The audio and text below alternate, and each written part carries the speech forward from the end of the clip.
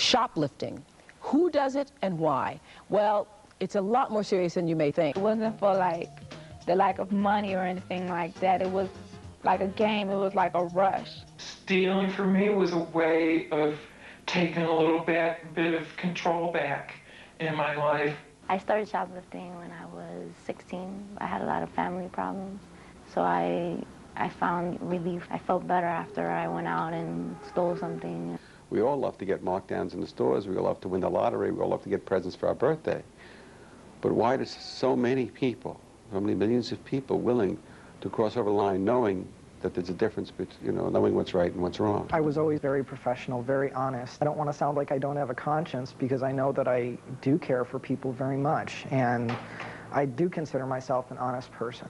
Shoplifting is really symptomatic. It's a reflection of a person's ability, you might say inability, to cope with what's going on in their lives. Depression is the single largest psychological factor in shoplifting in every study that you'll find. Even looking back now, I have no idea why I did it. It could have, I didn't need attention. I don't know why I do it. Sometimes I have to leave my house and I have to steal something in order to feel as though I've eaten a good meal. I mean, to get a peaceful feeling. There's a lot of things that shoplifters don't understand. They don't understand why they do it. They think nobody gets hurt. They think the stores can afford the losses.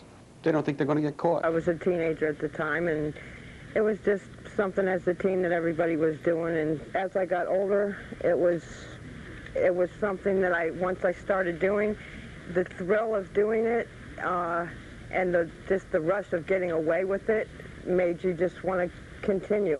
I steal every day. It's very difficult to stop. I stopped smoking. I cannot stop stealing. I can't. It got to a point I was just stealing just to steal. It wasn't even things anymore that I needed or wanted. It became a bad habit. At first I thought it was for the stuff because it made me feel better to have these new things. But then I started getting caught and I didn't stop. So I knew it wasn't for the stuff anymore. The appetite or the compulsion was that strong that it wasn't that easy for me to give up. I have a problem. I don't know what it's called. I didn't know what it was, but I couldn't stop stealing. I had this problem and nowhere to go. A problem with shoplifting as opposed to any other addiction is it's not something you can share with a lot of people. I did get a real high from it. It was almost an addiction to the rush and just the intense feeling of getting away with it was